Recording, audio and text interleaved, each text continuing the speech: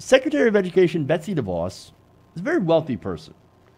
She comes from a very wealthy family, the DeVos family. Now, she ended up securing her position with hundreds of millions of dollars in donations from Republican or to Republican politicians. And now, since becoming a Trump cabinet member, wouldn't you know it, her and her family are making even more money thanks to Donald Trump. Now, this is according to Yahoo News. Since taking the reins at the education department, DeVos, while supporting cuts to public education and making a push for a focus on financing charter schools, has actually made a lot of money from, some of their business interests. Now, her family has seen an income boon of millions of dollars through their investments thanks to Donald Trump's tax reform. Now, the valuation on her assets, not just her assets, but the family's assets, is in between $200 to $600 million. Now, the question is, of course, has she made any recent investments that would conflict for their position as chief of the Department of Education? The answer to that is actually kind of tricky because we don't really know. Ethics attorneys argue that the complexity of her finances makes it impossible or nearly impossible for government watchdogs to track who might be having an influence over her. So that means there's a lot of companies or people that could have influence over her, as she had before coming into the administration, had influence over other politicians. So now, DeVos family spokesperson Nick Wasmiller said in response to questions about her investments, quote, "Like all investors, the family seeks investments that grow in value over time." Well, that's obvious. These long-term investments have and do fluctuate in terms of income produced annually, and that fluctuation is based on a variety of factors. It is impossible, given the complexity and diversity of these investments, to attribute any individual shifts to specific policy changes, as is suggested. Certainly, the strong economic expansion during the Trump administration has had a positive impact on the investments of all Americans, whether direct or via their 401ks, IRA, pensions, etc. They're calling it a vast economic expansion. No, do you know who had a vast economic expansion during the Trump administration? People who are already extremely wealthy. The average tax cuts for people making about $20,000 a year was around $40 thanks to the Trump tax cuts. Wages, as you know, are continuing to be stagnant, so you haven't really seen a whole lot of wage growth that hasn't been swallowed up by inflation. Compare that to the top 1%. They save, on average, over $60,000 in taxes, thanks to the Trump tax cuts. Now, I don't know about you, but $40, that's not a whole lot. Not a big help, especially when the country, half of the country, cannot afford a $400 emergency. But hey, look, Betsy DeVos, she got richer. I mean, she needs an 11th yacht. 10's not enough. 10's not enough, especially one got damaged. So you got to replace that yacht with an even better, newer 11th yacht. So now let's break down her finances, right? And show you how well they did under Donald Trump. A couple of examples. The RDV Corporation, a DeVos family-run investment firm chaired by her husband, Dick DeVos, which obviously has no relation to her or any sort of impact on the kind of policies that she would support, brought in more than $6 million in 2018 through distributive shares. A year earlier, while Trump was trying to and eventually pass the Republican tax reform plan, that business helped them bring in only about $1.6 million. That is a huge gain, going from 1.6 to $6 million. Their financing of Grayson Parent Incorporated, now a subsidiary of Chicago-headquartered Methode Electronics, led the DeVos family having more than $5 million in capital gains in 2018. In 2017, however, that their disclosures showed an income of less than $201. Going from $201 to $5 million in capital gains.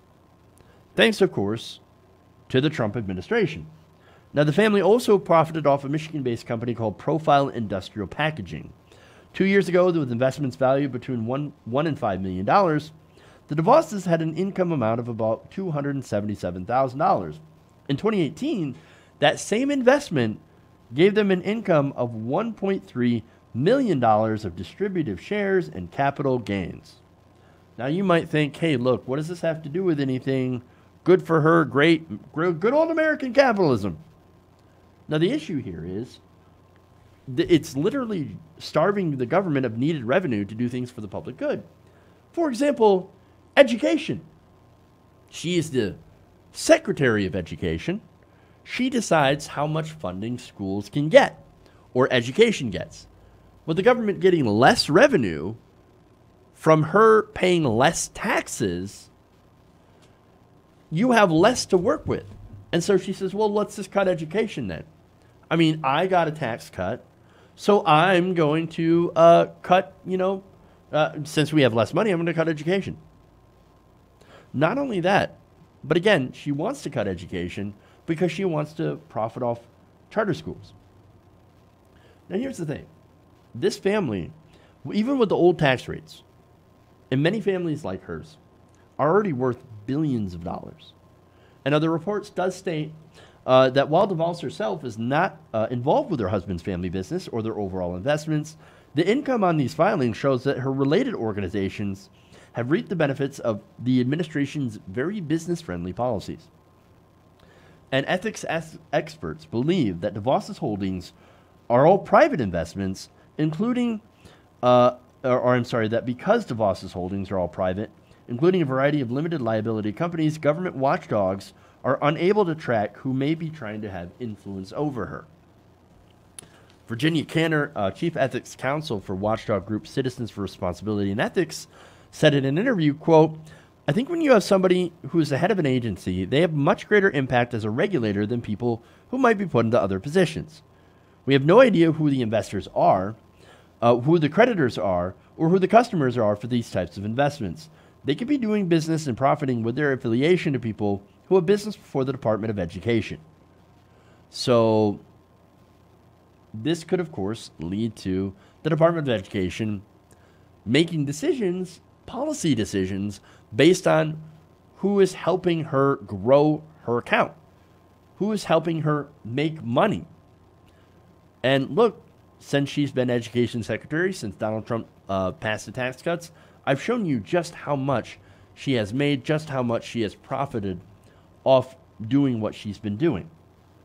And what's worse is at the same time that she's been making all of this money, DeVos has been proposing strict cuts to education that could impact children within impoverished communities. A Washington Post analysis shows Trump's 2020 budget proposal cuts education spending by 12%, or the equivalent to a drop of spending of about $8.8 billion. The administration wants to remove $2 billion from federal grant programs, and in doing so would eliminate grant aid for millions of students with families making less than $60,000 a year. So now the problem, of course, here is that you have wealthy, incredibly wealthy and privileged people making so much money for themselves from investments that could be from the people that they regulate. And these same people are cutting money for the poor. They are destroying public education for poor people and ensuring that only the wealthy and powerful and privileged get a quality education. This is corruption. This is gross. It's not that her and her family are the sole problem or the fact that she's rich that's the problem. Their investment and income is just an example of the sickness. It's deregulation, it's lack of transparency, and it's greed and corruption that are the real problem. We've got to get money out of politics. We've got to get lobbying and influence peddling out and outlaw it. And we need to have a system where people can no longer literally buy their own cabinet positions as Betsy DeVos has done. She is a literal cancer in the education department, and she needs to go and needs to be replaced by somebody who actually cares about funding education and doesn't just make money off investments, that could come from cutting education and shifting vital resources away from people who need it to corporations who fund your campaigns. Hey guys, hopefully you enjoyed that free video. Now I'm going to have to ask you a favor.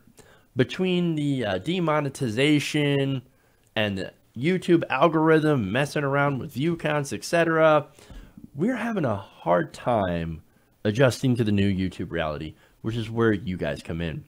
See, we have a Patreon, patreon.com/TYTNation, set up to help us rely on you guys, the viewers, instead of big corporate ads.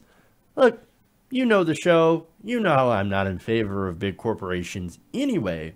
So help us transition away from relying on the ad model to pay the bills and sign up to be a patron, patreon.com/TYTNation. That goes a long way to help us keep the lights on. And you guys will know that you're supporting independent, progressive media.